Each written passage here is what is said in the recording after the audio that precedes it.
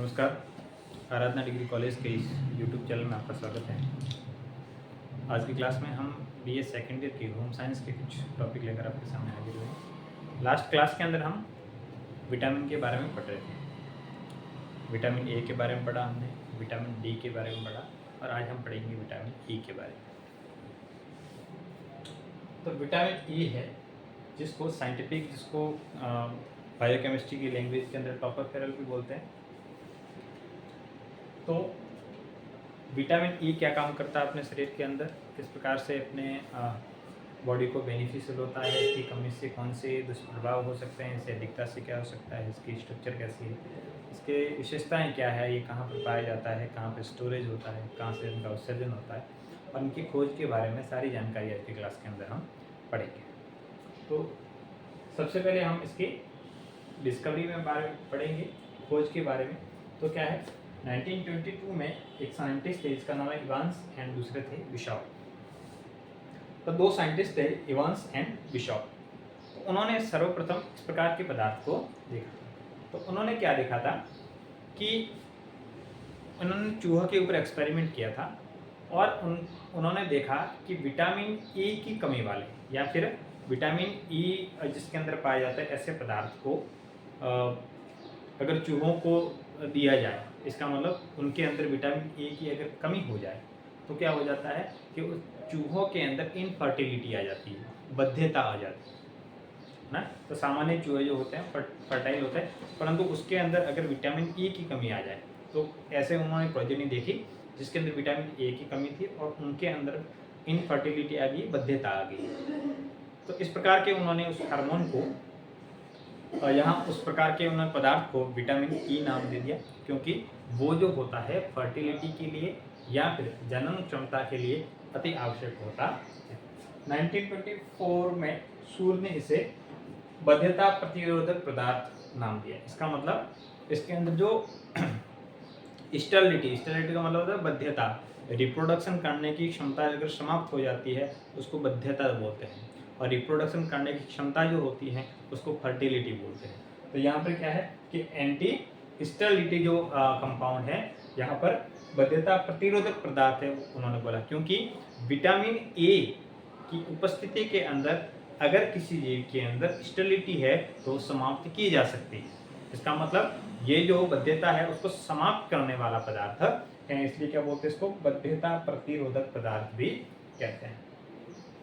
उसके बाद में 1936 के अंदर इवांस ने ही इन्होंने क्या किया है कि गेहूं का जो एम्ब्रियो होता है उसके ऑयल से विटामिन ई को आइसोलेट किया है, उनसे क्या किया है, अलग किया है। तो यहाँ पर आइसोलेशन का काम किसने किया है, 1936 में इवांस नामक के वैज्ञानिक ने किया है। अब यहाँ पे लिखा है कि विटामिन ई है जिसको टोकोफेरॉल बोलते हैं। तो टोकोफेरॉल का मतलब क्या होता है, यहाँ पर ये जो टोकोफेरॉल होते हैं ये 3 शब्दों से बने होते हैं। एक होता है टोकोस, दूसरा होता है फेरॉल और तीसरा होता है ऑल। तो यहाँ पर टोकोस का मतलब होता है ऑफस्प्रिंग, इसका मतलब भ्रूण उत्पन्न करने। ऑफस्प्रिंग का मतलब होता है कि भ्रूण को उत्पन्न करना, एम्ब्रियो डेवलप करना। दूसरा फेरॉल का मतलब होता है टू बियर, मतलब भ्रूण को उत्पन्न करने की प्रक्रिया संपन्न करना। दोनों शब्द का मतलब क्या हो गया, संपन्न करना। ऑफस्प्रिंग का मतलब हो गया है संतति, संतान, भ्रूण। टू बियर का मतलब होता है संपन्न करवाना, और ऑल का मतलब होता है एल्कोहल, मतलब ऐसा कोई पदार्थ जो भ्रूण की प्रक्रिया, भ्रूण बनने की प्रक्रिया है उनको क्या करवाए, संपन्न करवाए। तो इसलिए इनका क्या नाम रखा गया है, टोकोफेरॉल रखा गया है। तो इनकी क्या क्या विशेषता है, तो विशेषता के अंदर पहला है कि ये पीले रंग का एक तेल जैसा पदार्थ है। ठीक है, तो ये कलर कैसा होगा, येलो कलर का होगा, और कैसा है, तेल जैसा पदार्थ है।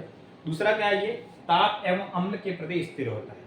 जैसे विटामिन डी के बारे में हमने पढ़ा था कि विटामिन डी जो होता है वो ताप के ऊपर और क्षार के ऊपर जो स्थिर रहता है। इसका मतलब वो क्षार यानी जो बेसिक नेचर होता है उसका उसके ऊपर कोई भी प्रभाव नहीं पड़ता है। परंतु अगर हम इसमें बात करें विटामिन ए की तो उसके अंदर क्या होता है कि अम्ल के प्रति ये कैसा होता है, स्थिर होता है। अम्ल का इसके ऊपर विशेष प्रभाव नहीं पड़ता है। परंतु यहाँ पर बेसिक नेचर के अंदर, यहाँ पे क्षारीय नेचर के अंदर क्या होता है कि धीरे धीरे ये क्या हो जाता है, नष्ट हो जाता है, इसका ऑक्सीकरण होना शुरू हो जाता है और धीरे धीरे ये क्या हो जाता है, नष्ट हो जाता है। दूसरा, ऑक्सीजन की उपस्थिति में कार्यक्षमता घट जाती है।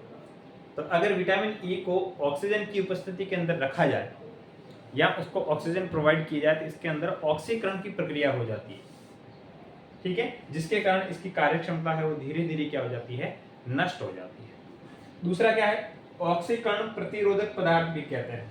इसका मतलब खुद का ऑक्सीकरण तो होता है परंतु ये दूसरे किसी कंपाउंड का ऑक्सीकरण नहीं होने देता है। कैसे? फॉर एग्जाम्पल विटामिन ए का अगर हम बात करें, विटामिन ए या कैरोटीन, तो फैट के अंदर या वसा के अंदर उपस्थित विटामिन ए और जो कैरोटीन होता है उनको ऑक्सीकरण नहीं उसका ऑक्सीकरण की प्रक्रिया है उसको रोकता है, मतलब उनको जल्दी ऑक्सीकरण होने से बचाता है, उनको प्रोटेक्शन करने का काम है वो कौन करता है, विटामिन ई करता है। ठीक है, तो ये होगी इसकी विशेषताएं। अगला है इसके अवशोषण के बारे में। तो अवशोषण कहाँ पे होता है, एब्जॉर्प्शन कहाँ पे होता है, तो ये हमारा होता है जो स्मॉल इंटेस्टाइन होती है, छोटी आंत होती है जिसके अंदर इसका क्या होता है, अवशोषण होता है। अपनी बॉडी के अंदर दो आंतें होती है, एक बड़ी आंत होती है, एक छोटी आंत होती है। छोटी आंत होती है लंबाई के अंदर ज्यादा होती है, तो ये जो छोटी आंत है इसके अंदर इसका क्या होता है, अवशोषण। परंतु इनके अवशोषण के लिए दो पदार्थ की यहाँ पर आवश्यकता होती है, एक तो कौन सा है, पित्तरस, और दूसरा होता है वसा। छोटी आंत के अंदर विटामिन ई उपस्थित है परंतु उसके अंदर पित्तरस और वसा अनुपस्थित है, तो उनका एब्जॉर्प्शन है वो नहीं हो पाएगा, उनका अवशोषण नहीं हो पाएगा। तो उनके अवशोषण के लिए किसकी आवश्यकता होती है, पित्तरस एवं वसा की आवश्यकता होती है। तो पित्तरस और वसा की उपस्थिति के अंदर छोटी आंत के अंदर विटामिन ई का क्या होता है, अवशोषण की क्रिया संपन्न होती है। दूसरा, विटामिन ई को स्टोरेज कहाँ करेंगे, तो यहाँ पे स्टोरेज करने का कौन सी जगह है, यकृत। अधिकांश जो मात्रा विटामिन ई की जो स्टोरेज होती है वो किसमें होती है, यकृत में होती है। किसमें होती है, लीवर जिसको बोलते हैं, यकृत में होती है। दूसरा, मांसपेशियां, एडिपोज टिश्यू, जो मसल्स होती है, एडिपोज टिश्यू होती है, इसके अंदर भी इसका स्टोरेज होता है। इसके अलावा इनके विसर्जन की बात करेंगे तो अधिकांश भाग होता है वो मल के साथ विटामिन ई का है वो बाहर की ओर उत्सर्जित कर दिया जाता है। उसके बाद में विटामिन ई के कार्य देखेंगे तो विटामिन ई का सबसे पहला कार्य है कि विटामिन ए तथा कैरोटीन को ऑक्सीकृत होने से बचाता है। तो फॉर एग्जांपल अपने फैट के अंदर, जैसे अगर हम बात करेंगे तेल के अंदर, घी के अंदर, तो ये क्या होते हैं कि काफ़ी टाइम तक इसको प्रिजर्व रखा जा सकता है, ये खराब नहीं होते, इसके अंदर दुर्गंध नहीं आती। जो घी और तेल होते हैं काफ़ी टाइम तक ये क्या रहते हैं, सुरक्षित रहते हैं। वो इसलिए रहते हैं कि इसके अंदर क्या होता है, विटामिन ई, और विटामिन ई जो होता है वो विटामिन ए और कैरोटीन को ऑक्सीकृत होने से बचाता है। तो विटामिन ए और कैरोटीन है ये फैट के अंदर पाया जाता है और उनके ऑक्सीकरण की प्रक्रिया को कौन रोकता है, विटामिन ई रोकता है। तो जब इनका ऑक्सीकरण नहीं होगा तो ऐसी कंडीशन के अंदर तेल और घी है उसको लंबे समय तक है वो चलाया जा सकता है, उसके अंदर दुर्गंध या नष्ट होने की संभावना कम हो जाती है। दूसरा क्या है, लाल रक्त कणिकाओं का, मतलब जिसको आरबीसी बोलते हैं, रेड ब्लड सेल। ठीक है, तो ये क्या होता है कि रेड ब्लड सेल के निर्माण के अंदर भी क्या करता है, ये योगदान करता है। इनकी अगर कमी हो जाए तो यहाँ पर रेड ब्लड सेल है वो बनना कम हो जाता है। कोशिकाओं की रचनात्मक एवं एकता बनाए रखता है। जैसे कोई सेल है, जैसे अगर हम बात करेंगे एनिमल सेल की, एनिमल सेल है और एनिमल सेल के चारों ओर पाई जाती है सेल मेम्ब्रेन, तो इसकी स्ट्रक्चर को बनाए रखता है। जैसे कोई दो सेल है तो दो सेल के बीच में क्या होगा, इस प्रकार से इनकी सेल मेम्ब्रेन होगी, तो इनकी कमी से ये सेल मेम्ब्रेन यहाँ से क्या हो जाती है, टूटना शुरू हो जाती है। कोशिका झिल्ली है वो क्या हो जाती है, कमजोर हो जाती है, जिसके कारण सेल आपस में एसोसिएट नहीं हो पाती, आपस में जुड़ नहीं पाती है, और उसके जिसके लिए उसकी जो स्ट्रक्चर है वो क्या हो जाती है, धीरे धीरे विकृत होने लगती है, धीरे धीरे बदल जाती है।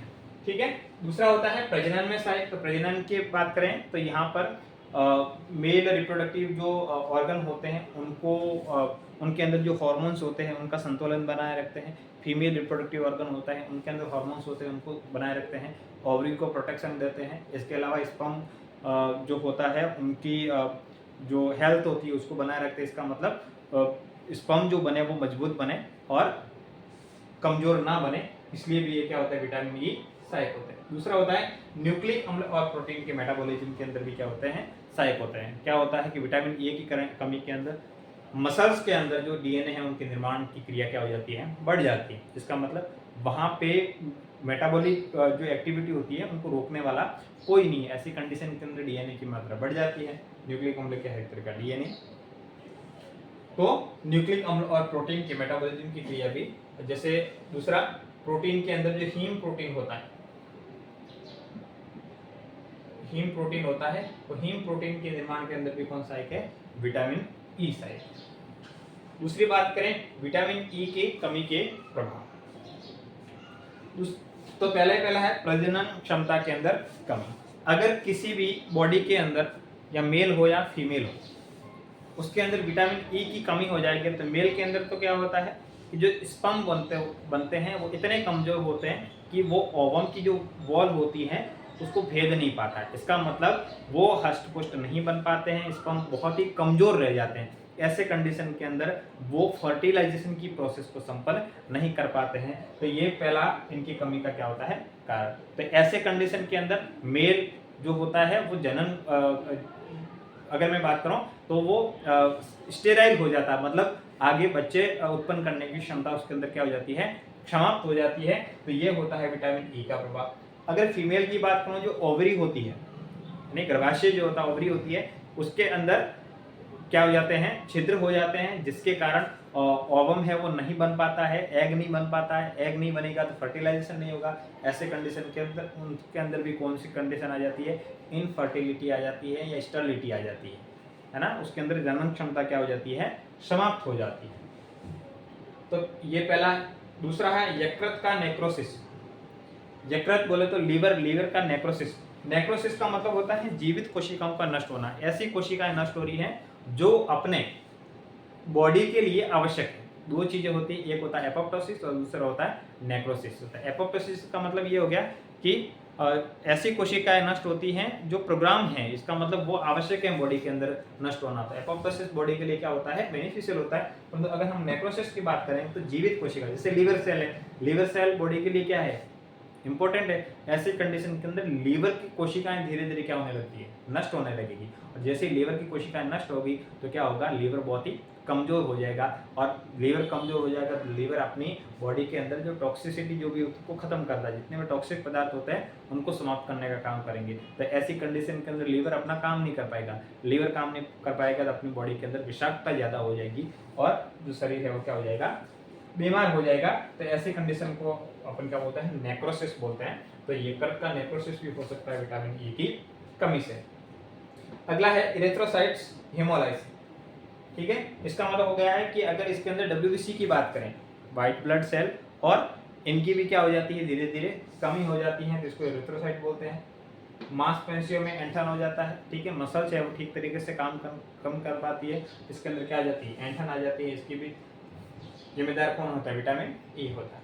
ठीक है, तो क्या करेंगे, किन के उपचार के लिए विटामिन ए काम आता है, कि अगर बार बार गर्भपात होता है, बच्चा गर्भ के अंदर ठहर नहीं पाता है, बार बार गर्भपात होता है, तो उसको विटामिन ई के द्वारा उसके गर्भपात को रोका भी जा सकता है। बांझपन जिसको बोलते हैं स्टरलिटी, तो स्टरलिटी बांझपन यानी बच्चे उत्पन्न नहीं होना, ऐसी कंडीशन को भी विटामिन ई के द्वारा ठीक किया जा सकता है। डायबिटीज को विटामिन ई के द्वारा ठीक किया जा सकता है। हार्ट के रिलेटेड जो भी रोग होते हैं, हृदय रोग होते हैं, उसको भी ठीक किया जा सकता है। स्किन के रिलेटेड जो भी डिजीज होते हैं उनको ठीक किया जा सकता है। और शिशु के अंदर रक्तस्राव, इसका मतलब अगर जो बच्चे होते हैं उसके अंदर खून की कमी है तो वो भी विटामिन ई के सोर्स के द्वारा ठीक किया जा सकता है। ठीक है, तो इतने सारे अगर कोई डिजीज है तो उनको 500 से 1000 मिलीग्राम विटामिन ई अगर दे दिया जाए डेली डाइट के अंदर, तो इस प्रकार की जो प्रॉब्लम है उसको ठीक किया जा सकता है। ठीक है, अगली कंडीशन है कहाँ से प्राप्त होते हैं, गेहूं तथा मक्के के भ्रूण के तेल के अंदर। गेहूं और मक्का के जो भ्रूण होते हैं उसके अंदर प्राप्त होता है। वनस्पतिक तेलों के अंदर प्राप्त होते हैं, वसा के अंदर प्राप्त होते हैं, फल एवं सब्जियां आदि जो होते हैं, इनकी प्राप्ति के जो साधन होते हैं, सोर्स होते हैं, जहाँ से इनको प्राप्त किया जा सकता है। तो ये था विटामिन ई। नेक्स्ट क्लास के अंदर हम नया टॉपिक पढ़ेंगे। Thank you.